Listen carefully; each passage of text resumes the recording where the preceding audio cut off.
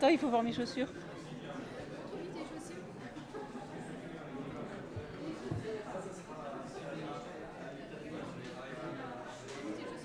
Oui, regarde. Ah, je les ai mises, hein. Je l'avais promis, hein. Ah, ben non, je veux pas. Attends. Après, il va demander, les autres vont demander ce que c'est. Allez.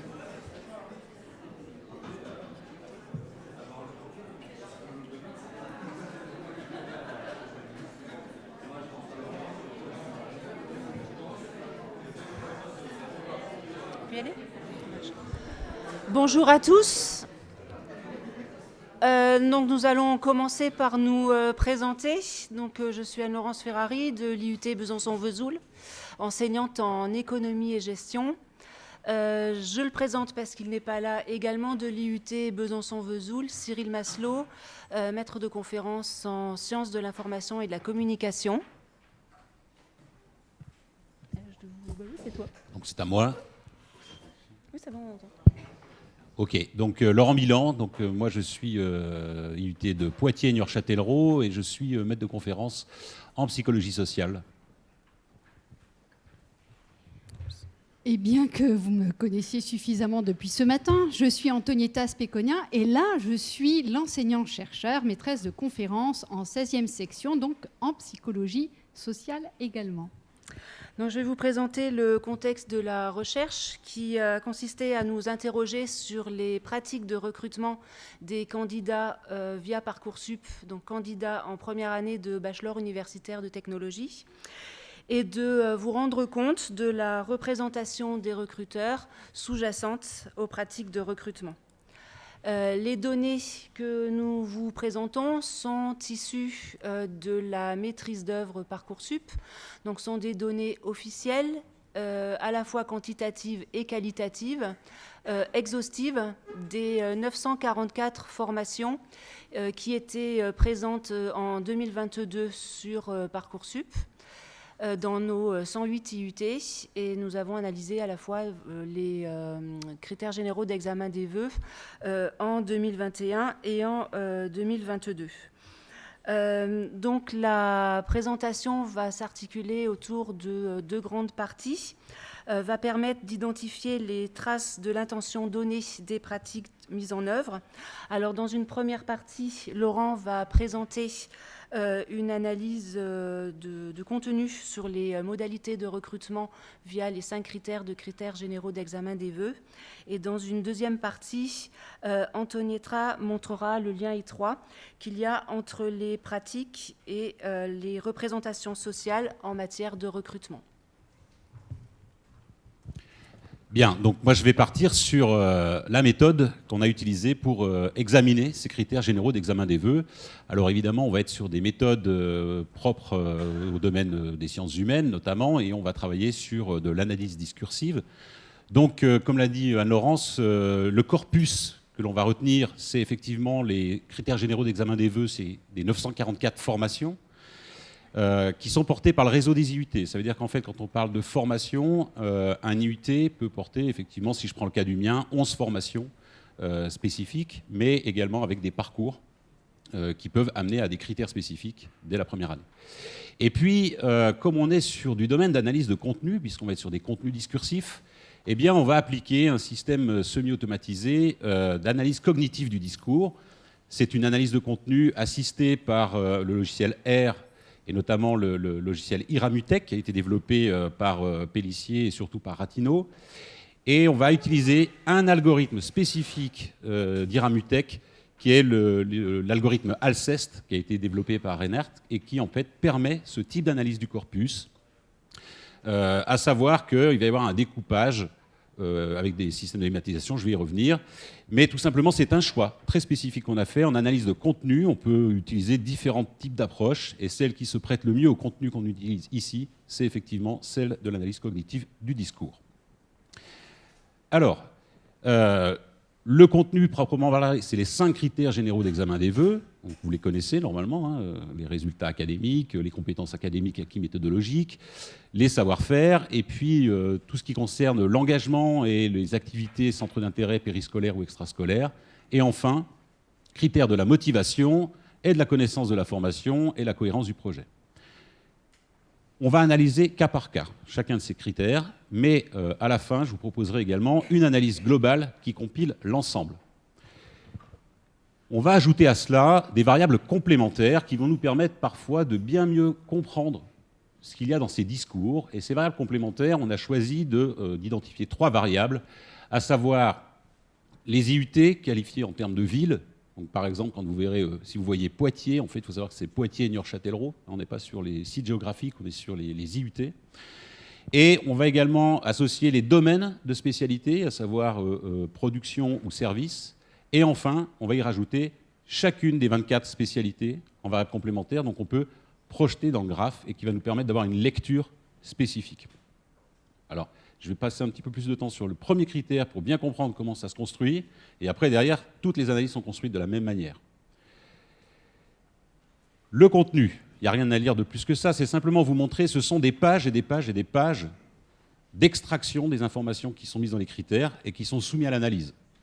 Donc, vous voyez ici, il y a un contenu, hein, il y a des fois des phrases, mais après, le découpage qui va en être fait va ressortir des formes.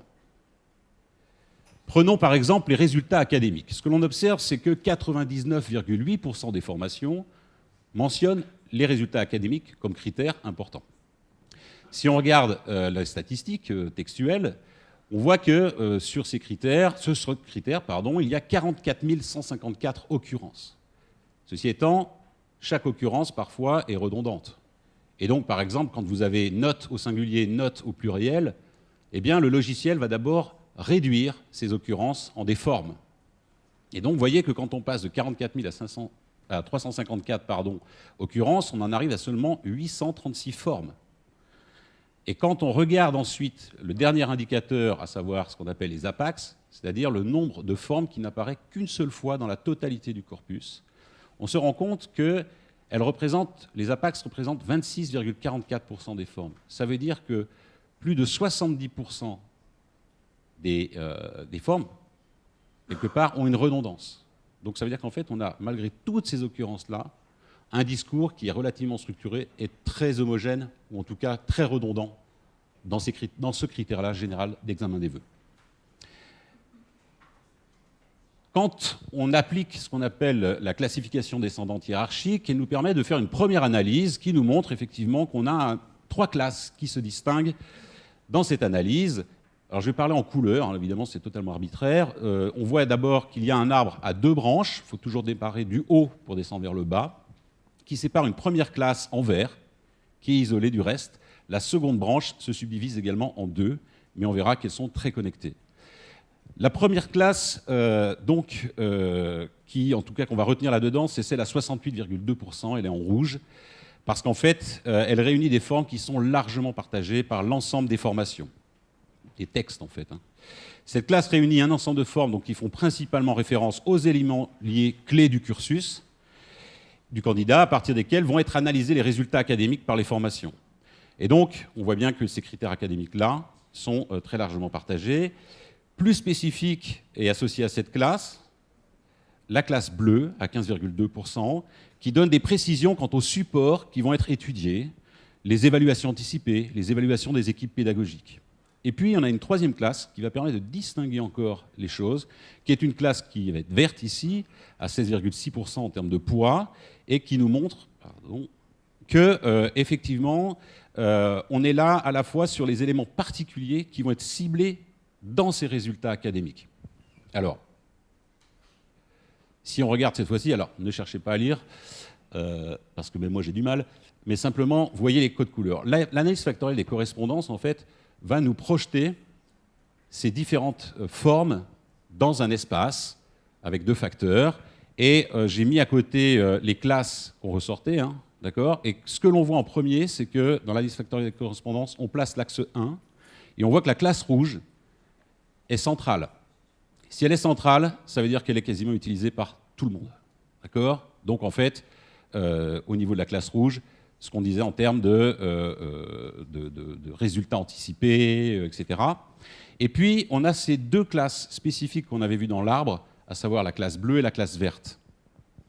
La classe bleue est relative donc à une série de formations qui ont précisé spécifiquement quel support ils utilisent dans les critères généraux d'examen des vœux, alors que la classe verte, quelque part, moins mentionnée, mais en fait va indiquer cette fois-ci non pas les supports, mais plutôt les types de résultats académiques qui vont être étudiés.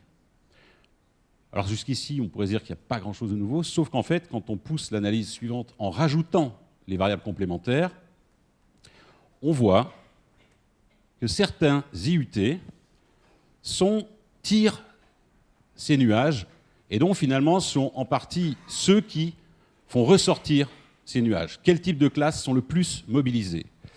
Dans cette analyse-là, deux choses. On voit que les formations du secteur production, d'accord, sont surtout celles qui utilisent la classe verte, c'est-à-dire les formations du secteur production sont les formations qui mentionnent le plus les matières, le type de résultats académiques. Ce qu'on constate également, c'est que, là c'est très visible, si on prend un IUT comme Aix-en-Provence, c'est un IUT qui est en partie responsable de la forme que prend la classe bleue. Qu'est-ce que ça veut dire? Ça veut dire en fait que, alors je dis Aix-en-Provence, mais en dessous il y a juste Poitiers et Amiens. Eh bien en fait on constate, alors je prends un exemple, la formulation, je retourne au verbatim pour bien comprendre ce qui est dit. Une attention particulière pour les matières en rapport avec la spécialité et le regard porté aux épreuves anticipées. Voilà la formulation qui est donnée. Et ce qu'on constate, quand on regarde dans les verbatims dans la totalité du corpus, c'est que cette formulation-là apparaît dans ces IUT-là de manière très récurrente. Donc il n'y a pas eu de texte très différenciant entre les formations de ces IUT-là. C'est quasiment une redondance systématique. Quand on regarde par contre l'IUT de Bourges, qui lui est plutôt sur la classe verte, eh bien on se rend compte qu'ils ont plus eu tendance, non pas à partir sur des formations génériques, mais se centrer sur les matières qui vont être prises en compte dans ces résultats académiques, à savoir, si je prends l'exemple, enseignement scientifique des bacs généraux, essentiel pour les enseignements suivants, sciences de l'ingénieur, physique, chimie, sciences de la vie et de la terre, numérique et sciences de l'information, mathématiques. Les moyennes de l'élève seront corrélées avec ses classements, les moyennes de la classe, les notes mini et maxi pour les classements de première et de terminale. Là, je ne fais que lire une explicitation de l'attente en termes de résultats académiques pour une formation de l'IUT de Bourges, alors qu'on a vu que dans les IUT qui étaient surtout sur la classe bleue, on a une formulation très directe, relativement simple, qui se reporte sur l'ensemble des formations. On poursuit sur le deuxième critère général d'examen des vœux, à savoir les compétences académiques et acquis méthodologiques savoir-faire. Alors, je vous ai mis un nuage à côté, il y a le nuage de mots que vous voyez à côté. En fait, ça c'est très macro. Ce qu'il faut regarder, c'est la taille des mots. Ce qui veut dire en fait quels sont les termes, les occurrences qui ressortent le plus de manière massive. On voit ici que sur les compétences académiques, eh bien, c'est les fiches à venir, c'est la question des appréciations dans les bulletins. Et on voit là notamment qu'une fois encore, on a un discours qui est relativement redondant, puisqu'on a un nombre d'APAX assez faible et un nombre de formes finalement à 854 qui n'est pas excessif. Que nous dit la CDH, la classification descendante hiérarchique? Elle nous dit en fait que l'arbre est sur deux branches principales, une bleue et une rouge. D'un côté, il y a les compétences, méthodes de travail, capacité d'expression, expression, orthographe, ce qui est dans le rouge, qui apparaît dans la plupart des discours de tous les IUT et qui se complète par le support d'expression de ces compétences, c'est la classe verte, à savoir l'avis des équipes pédagogiques du chef d'établissement. D'autre part, une classe un peu spécifique qui, elle, va permettre aussi de créer la distinction entre les formations et les IUT, du moins s'il y en a une, un discours qui va se caractériser, lui, par les connaissances, à savoir donc la classe bleue, à savoir les matières qui vont être ciblées pour identifier les compétences du candidat, le français, les mathématiques, l'anglais. Quand on fait l'analyse factorielle des correspondances, on voit bien à nouveau ces trois classes, comment elles se répartissent.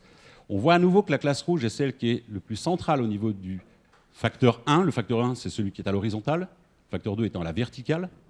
Et on voit ici qu'elle confirme à la fois que les compétences sont donc très largement attendues par l'ensemble des formations, et puis qu'il y a deux approches particulières. D'une part, celle qui privilégie la spécification des matières comme endroit pour identifier ces compétences, et les autres qui vont plus insister sur l'avis des chefs d'établissement, les appréciations, qui vont également sur les bulletins. Donc, toutes les formations ne formalisent pas ce critère-là de la même manière. Elles vont toutes avoir tendance, évidemment, à insister sur l'importance des méthodes de travail, mais elles vont ensuite pouvoir se distinguer selon les axes qu'on a repérés. Et donc, c'est là, encore une fois, l'analyse avec les variables complémentaires qui apportent une information supplémentaire. On constate ici que certains IUT, encore, hein, on est dedans, mais on pourra en discuter après, ressortent tout particulièrement. D'une part, ceux qui mentionnent à travers toute leur formation, sous une forme assez récurrente, l'ensemble de leur formation, les discours qui insistent donc sur les avis. Donc, par exemple, là, cet élément-là va être pris dans le critère en disant compétence, très important, appréciation de l'équipe pédagogique. Ce qui est très important. D'autres, si on prend le cas de Rohan, par exemple, qui lui tire sur l'axe bleu, donc lui utilise aussi des critères rouges, mais a tendance à préciser de manière différente, et voilà ce qu'ils mettent. Appréciation et avis des enseignants en mathématiques, très important. Appréciation sur les bulletins de première et terminale, fiche à venir. Appréciation et avis des enseignants en physique-chimie, très important. Appréciation sur les bulletins de première et terminale, fiche à venir. Appréciation et avis des enseignants en sciences de l'ingénieur, très important. Et donc, vous voyez, il y a toute une déclinaison qui est faite, alors que si on est dans le nuage un peu vert, on est beaucoup plus sur un avis qui va être... excusez-moi, j'ai dit Rohan, c'est pas Rohan, c'était côté Béthune, qui tire le nuage bleu. Donc on va avoir effectivement une autre manière de préciser ce critère-là. Donc vous voyez, le rouge va être quasiment le critère commun, et puis ensuite, chacun va trouver une déclinaison un peu différente, soit un peu plus, je dirais, directe, soit beaucoup plus précise. J'avance, on discutera après. Hein. Troisième critère que l'on a étudié, donc les savoir-être. Alors vous voyez, 98% des formations utilisent ce critère-là. Ils ne sont pas obligés d'utiliser tous les critères. Là, encore une fois, on a un discours qui a un nombre d'occurrences qui est plus faible qu'auparavant, un nombre de formes qui est assez limité, mais vous voyez que le nombre d'APAX est plus faible. Donc ça veut dire que le discours est encore plus homogène que dans les autres critères. Que dit la classification descendante? Elle nous dit qu'en fait, là on est sur des cas d'école, hein. C'est-à-dire quand on fait de l'analyse statistique, de trouver dans une analyse comme ça un arbre avec deux branches qui se séparent elles-mêmes en deux autres branches, ça veut dire qu'on a quelque chose de relativement équilibré. En fait, on constate ici qu'on a une première branche qui va relever plutôt sur l'académique, qui se focalise sur le comportement passé. La classe rouge, c'est le discours sur les comportements de l'élève dans le contexte académique. L'assiduité, l'absentéisme, le sérieux. La classe violette, c'est le discours de l'institution sur le comportement de l'élève. Les marqueurs de la personnalité de l'élève qui sont identifiés par l'institution. De l'autre côté, l'autre branche qui se subdivise également en deux, on a la classe verte et la classe bleue. La classe verte, on est sur les dimensions intrinsèques de l'élève. D'accord ? Ce qui en fait ses dispositions personnelles, sa capacité à s'investir, son autonomie. C'est là-dedans qu'on va retrouver ces discours-là. Dans l'autre classe, la classe bleue, la fonction support au développement de ses savoir-être à travers comment ils ont pu développer ces savoir-être dans les travaux de groupe, dans la capacité à s'intégrer dans différentes activités, etc. Que dit l'analyse factorielle des correspondances? Elle nous dit que la classe rouge et la classe violette, en fait, ont été séparées. Vous voyez, dans la CD, la première analyse, elles paraissaient très séparées. Mais en fait, elles sont étroitement imbriquées. C'est-à-dire que c'est très rare qu'un IUT qui a cité des éléments de la classe rouge n'ait pas cité les éléments de la classe violette. Et par contre, ceux qui citent ces éléments-là vont citer parfois pour se distinguer des éléments de la classe bleu clair, d'accord ? Et donc des formations qui vont privilégier par ailleurs le contexte d'expression des savoir-être en bleu, ou alors d'autres qui vont se distinguer en précisant plutôt les caractéristiques intrinsèques de l'élève, ses dispositions personnelles. Donc qu'est-ce qu'on recherche dans l'individu, ou alors qu'est-ce qu'on recherche à trouver dans la candidature dont on pense qu'en fait ça va révéler une certaine qualité de l'élève. Et quand on met nos variables complémentaires, alors une fois encore, ce sont des IUT qui ressortent plus que des spécialités. Pourquoi ? Parce qu'en fait, on se rend bien compte que quand il y a eu une certaine redondance, elle a été faite au niveau de l'établissement, plus qu'au niveau des formations spécifiques. Ainsi, on regarde certains IUT qui se distinguent sur cette manière d'appréhender les savoir-être. Toutes les formations, certes, les mentionnent, mais certains les mentionnent plus encore. Je pense notamment, je suis désolé, mais c'est l'analyse. À Aix-en-Provence, par exemple, eh bien, on va trouver dans les verbatims assiduité et comportement. très important, assiduité et comportement dans toutes les matières, et les appréciations des équipes pédagogiques. Et cette manière de formuler cela va se retrouver dans quasiment toutes les formations. D'accord ? Alors que dans d'autres IUT, je vais prendre un exemple qui ira par exemple du côté de Brest, on va avoir des formulations qui vont être plus spécifiques à chacune des formations portées par cette IUT, à savoir, ils vont mettre en avant, vous voyez, quelque chose comme avoir l'esprit d'équipe et savoir s'intégrer dans les travaux de groupe via les projets, les travaux pratiques, donc on est bien sur les supports. Très important, appréciation des professeurs dans chacune des matières enseignées, en première et en terminale, appréciation et avis du chef d'établissement et du professeur principal, savoir s'impliquer dans ses études et fournir le travail nécessaire à sa réussite, très important, appréciation des professeurs dans chacune des matières enseignées, et puis d'autres exemples valenciennes qui ressortent, hein, qui magnétisent le nuage, qui, eux, vont plutôt insister sur les dispositions personnelles, donc les caractéristiques intrinsèques, plus la personnalité de l'individu. Et donc, on va retrouver cette fois-ci capacité à s'investir, très important, appréciation des bulletins, fiches à venir, capacité à fournir des efforts, très important, appréciation des bulletins, concentration en classe, très important. Et on voit bien que là, en fait, concentration en classe peut peut-être ressortir dans les bulletins, mais ce n'est pas évident. Donc ça veut dire qu'en fait, on est bien en train d'insister sur les qualités personnelles des candidats.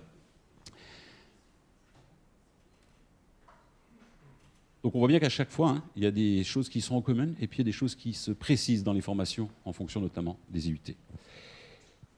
Autre critère, engagement dans les activités et centres d'intérêt, réalisation péri- ou extrascolaire.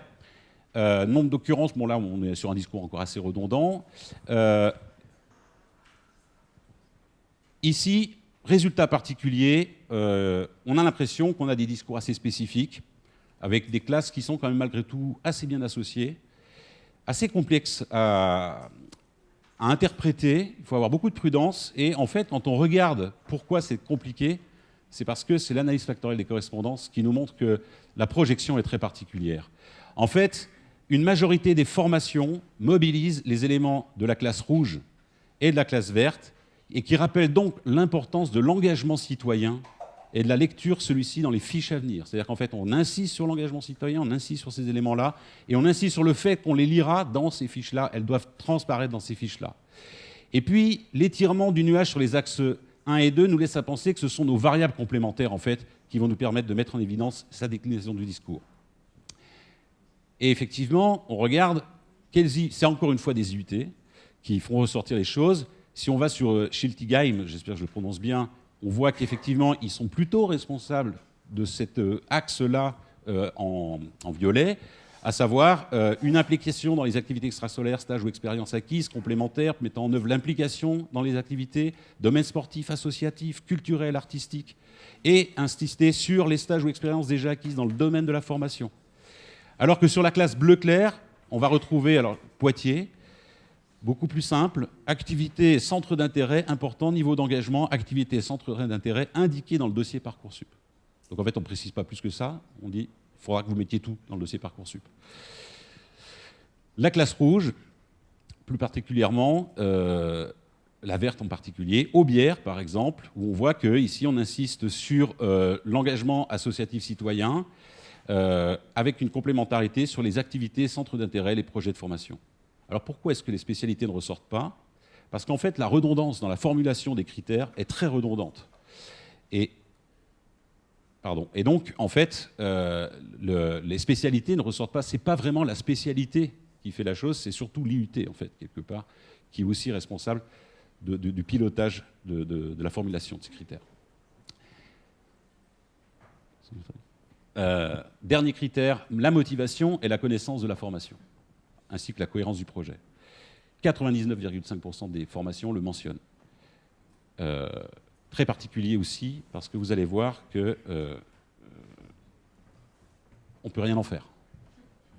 On ne peut rien en faire parce que si vous regardez la classification descendante hiérarchiste, on est sur une classe qui absorbe tout. L'analyse factorielle illisible. Par contre, on a fait une analyse de similitude sur les co-occurrences, et là, par contre, tout devient très cohérent.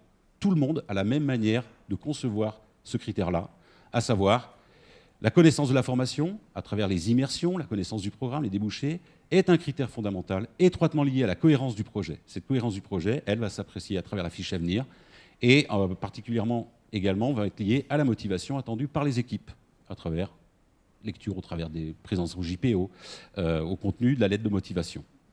Donc vous voyez qu'il faut, cette fois-ci, c'est très très homogène.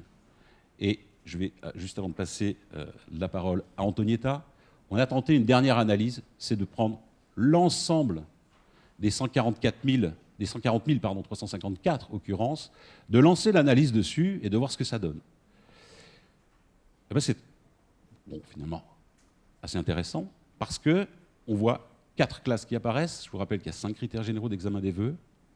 Mais en fait, quand on regarde bien ce qui se passe, c'est la première fois qu'on voit une projection de ce type. Il n'y a pas de boule au centre. Les facteurs répartissent les classes sur différentes parties de la projection. Et en fait, on voit que le discours se construit selon un triptyque. D'une part, la classe motivation et connaissance de la formation, en violet. D'autre part, qui est très étroitement associé avec les activités périscolaires ou l'engagement. Donc ça fait 2 critères qui sont étroitement associés. Et puis de manière totalement indépendante, celles qui sont liées aux compétences académiques. Et enfin, une dernière classe, très intéressante aussi, c'est les savoir-être tels que développés au cours de leur cursus en première et en terminale. Pourquoi ce vide au centre du nuage? Ce qui ne s'explique pas jusqu'à présent. Parce que, regardez, le vide, il est comblé quand on fait la projection des variables complémentaires. C'est-à-dire que là, ce qui apparaît très clairement, c'est que la quasi-totalité des IUT mobilise sans privilégier un critère plutôt que l'autre. Elle le précise différemment, mais elle les utilise tous. Toutes les formations, à 1 ou 2 villes près, une avec un très gros IUT, qui, elle, met plus en avant quand même les critères académiques, semble-t-il. Mais en tout cas, on remarque à travers les résultats que pour certaines formations, surtout pour les IUT, il y a une certaine standardisation des verbatims pour chaque critère, ce qui peut questionner sur la façon dont les formations s'approprient les candidatures dans le processus de recrutement. Puisque, en fait, ces critères-là, on peut imaginer que la candidature de l'élève va se fonder sur ces critères-là. Donc la manière dont il va formuler sa candidature va dépendre des critères qu'il voit affichés. Et donc on peut se poser la question de savoir, est-ce que cette standardisation dans la manière de rédiger les critères, finalement, permet aux candidats de faire une bonne candidature malgré tout? Comment les équipes s'approprient ces candidatures alors que ces candidatures ont été rédigées par rapport aux critères qu'ils ont eux-mêmes fixés? Ça veut dire qu'on doit interroger, là encore une fois, les pratiques en matière de recrutement. Merci Laurent. Donc pour compléter, vous avez vu une première partie de notre travail. Si tu veux bien juste merci. Donc pour compléter ce travail en termes de perspective, on essaie de faire en sorte de regarder les pratiques effectives de recrutement. Donc quand on parle de pratiques effectives de recrutement, on peut le faire de diverses façons, c'est-à-dire qu'on va sur le terrain et on va voir comment, de manière absolue, les personnes travaillent les différents dossiers. Bon, ça, je vous avoue, nous n'avons pas eu le temps de le faire et on ne s'est pas posé cette question-là. On a aussi une autre façon de faire qui est d'avoir des entretiens avec les personnes qui recrutent. Donc, nous avons choisi l'option entretien, des entretiens compréhensifs, des entretiens d'explicitation, donc Kaufmann, Vermeersch, Co, pour celles et ceux qui connaissent un peu toutes ces façons de travailler. Et d'ailleurs, je remercie d'une part les chefs de département qui ont participé à ces premiers entretiens, c'est un démarrage, et d'autre part les directrices et directeurs qui nous ont permis d'entrer dans leurs IUT pour pouvoir nous entretenir avec les chefs de département. Donc on a juste fait le choix des chefs de département, pas de toutes les équipes. Donc forcément, dans ces entretiens, on les interroge sur comment est-ce qu'ils s'y prennent pour recruter de manière effective, donc quels sont leurs choix, et qu'ils puissent nous expliquer, nous expliciter le pourquoi ils font ce qu'ils font. Donc pour cela, on a utilisé un cadre qui est celui de la didactique professionnelle afin de faire émerger les représentations des différents recruteurs. Parce que les représentations, d'où viennent-elles? Elles viennent de ce en quoi je crois pour faire ce que je fais. Donc c'est un cadre qui nous permet de regarder ce qui... pardon, on passe là-dessus parce qu'on n'a pas le temps, tu m'as pris trop de temps. Donc, c'est un cadre qui nous permet d'aller regarder ce qui se passe de manière effective. Donc, le cadre de la didactique professionnelle qui s'appuie à différents champs dont il était question sur la slide précédente. Donc, la psychologie du développement, la psychologie ergonomique et puis la didactique des disciplines. Donc, c'est un courant qui a maintenant une trentaine d'années à peu près. C'est Pierre Pastré qui en est l'auteur. Et donc, on va chercher des prises d'informations, on va regarder le but. Alors, par exemple, le but ou le sous-but, c'est recrutement. C'est le fait de recruter. Une prise d'information, c'est le dossier. Dans ce dossier, comme vous avez pu le voir, c'est quelles sont les informations qu'on va chercher. Tout ça, ça engendre des règles d'action qui sont mises en œuvre. Donc, c'est-à-dire une règle d'action, si ça, alors je fais comme ça. Donc si pour moi il est important de regarder tous les aspects en lien avec le savoir-être, alors je vais privilégier tel et tel critère pour pouvoir actionner ce que j'ai à actionner. Et en l'occurrence, ça vient de ce en quoi le sujet croit pour recruter les différents candidats. Donc ce qui nous permet de regarder s'il y a de la variabilité ou de l'invariabilité dans les pratiques effectives mises en œuvre. Si tu veux bien la slide suivante. Merci. Donc, je vous ai mis des exemples de verbatim pour que ça puisse être un peu plus, j'espère, éclairant dans les champs qui ne sont pas les vôtres. Alors, par exemple, on a ce type de verbatim. Donc, la question posée, c'est d'essayer de comprendre un peu pourquoi ils font ce qu'ils font. Donc, les pratiques de recrutement, elles s'élaborent entre les différentes personnes de l'équipe pédagogique. Le mot d'ordre qui est donné, c'est essayer de voir, ils essaient de les répartir de manière équitable dans cette IUT. Enfin, pour ce département, ils essaient de les répartir de manière équitable, c'est-à-dire qu'ils vont regarder, d'une part, avoir des personnes toujours en capacité de pouvoir observer les dossiers des filières technologiques et d'autre part, des personnes toujours en capacité de pouvoir observer les dossiers des filières générales. Pourquoi ? Parce que ce en quoi elles croient, c'est que plus j'ai d'expérience, et donc je ne me fais pas envahir par les dossiers filières générales, par exemple si j'ai à traiter les filières technologiques, plus j'ai d'expérience là-dedans, plus je suis compétent. Et donc ça, c'est une croyance, c'est une représentation, c'est ce qui va animer une pratique. Un autre, pardon, non, je voulais aussi celui-ci, s'il te plaît. Un autre critère, vous l'avez entendu, ça a été montré tout à l'heure par Laurent, la sensibilité qui est la nôtre dans les IUT. Il y a un texte qui nous demande ça, mais indépendamment de ce texte, c'est ce en quoi on croit toutes et tous, ou de manière majoritaire, cette sensibilité à tout ce qui a attrait au comportement et aux absences. Alors, vous le savez, dans les dossiers, on va écarter certains dossiers parce qu'il y a des critères en lien avec un comportement, entre guillemets, déviant ou parce qu'on a des informations sur des absences récurrentes. Et donc, tout ça égale, il y a beau y avoir des notes extraordinaires ou un dossier académique extraordinaire, mais ça, c'est un empêchement et donc on va l'écarter.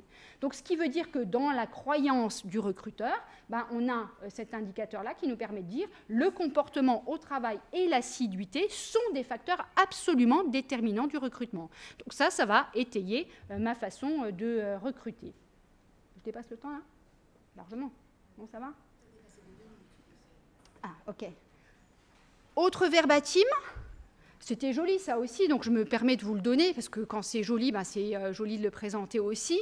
Quand ce qui importe le recruteur, c'est de se dire, est-ce que j'ai des éléments qui peuvent me dire, il est motivé, l'élève, il a envie de venir chez moi. Alors, ce en quoi je crois, c'est le lycéen qui est motivé, il vient à l'IUT. Le lycéen qui est motivé, il vient dans les forums. Le lycéen qui est motivé, il cite la JPO. Le lycéen qui est motivé cite le nom des personnes qu'il a rencontrées.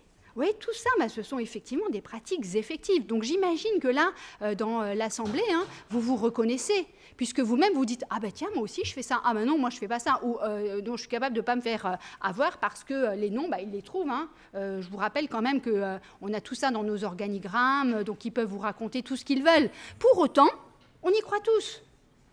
Donc c'est bien cette croyance qui est la nôtre, donc une représentation sur si le lycéen met ces informations-là, alors je vais davantage le recruter parce que, ce qui est super intéressant, je vais davantage le recruter parce que, en plus, il est ce lycéen-là, je vais l'avoir chez moi, il sera hyper motivé et donc il ne va pas partir ailleurs, il ne va pas arrêter, il ne va pas démissionner, il ne va pas être démissionnaire, etc., etc. Je peux m'en arrêter là. On a dépassé. Donc, analyser. Pourquoi on analyse les pratiques de recrutement? Pour faire, comme je l'ai dit tout à l'heure, émerger la variabilité, l'invariabilité. Donc, réfléchir les pratiques de recrutement pour mieux les appréhender. C'est ce pourquoi on fait ce travail. Donc, ensuite, on versera à la communauté le comment chacun travaille pour davantage comprendre et peut-être continuer, voire modifier, voire se dire on est géniaux et puis voilà, et que Vogue, qu'on continue à recruter tel que nous recrutons. Donc vous avez compris, ça c'est des perspectives. Donc suite au prochain numéro, si jamais on vous a semblé intéressant, si notre travail vous a plu, nous vous invitons à nous écouter, peut-être à un prochain CNR, ou en tout cas à nous lire s'il y a besoin de nous lire.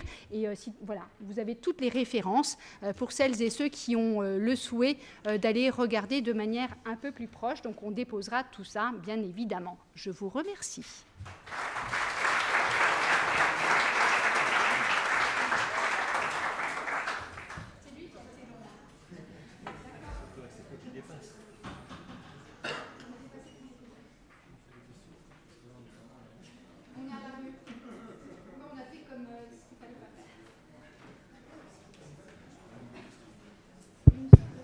Est-ce que, il y a une question quand même ici, avant de lever le camp. Vas-y.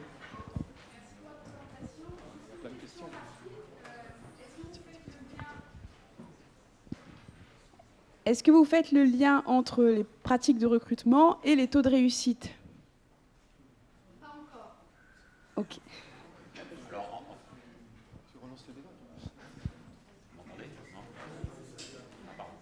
En fait, c'est compliqué parce que quand on fait les entretiens et qu'on demande aux collègues en leur disant mais est-ce qu'à un moment donné, à travers votre pratique, vous faites corréler ce que vous avez fait avec les taux de résultats, les résultats aujourd'hui des étudiants qui sont en deuxième année de BUT et autres. Et en fait, ceux qu'on a eu nous ont dit on n'y a pas regardé encore. Alors c'est vrai qu'il n'y a pas encore suffisamment de recul peut-être, mais en tout cas, c'est une véritable piste. Mais pour ça, ça veut dire qu'il faut qu'on demande aux équipes de le faire. On ne pourra pas le faire pour eux. Non, on va s'arrêter Cela là. étant, c'est ce qu'on leur a demandé. Et donc, c'est pour ça, tout à l'heure, je disais que ça permet d'aller au-delà, ça permet de faire réfléchir. Donc, c'est tout l'intérêt, parce qu'elle est pertinente, votre question. C'est bien ce qu'il faut faire, mettre en corrélation les pratiques de recrutement et le taux de réussite. Je suis désolé, je vous coupe, on est un petit peu en retard, même pas mal en retard. Avant de sortir, juste, faut être donc à la mairie ou à l'hôtel de ville de Saint-Pierre, donc dans le centre-ville, à 19h30 maximum. Monsieur le maire nous attendra avec son équipe pour le petit discours et l'accueil sous forme de cocktail aussi. Donc voilà, je compte sur votre présence tout à l'heure. Ceux qui ne sont pas véhiculés à ce moment-là, vous restez peut-être dans le hall central. Éventuellement, on peut prendre 2-3 voitures pour vous emmener rapidement dans le centre, pour éviter d'y aller à pied, parce que c'est un petit peu long quand même. Voilà. Bonne session à vous et à tout à l'heure.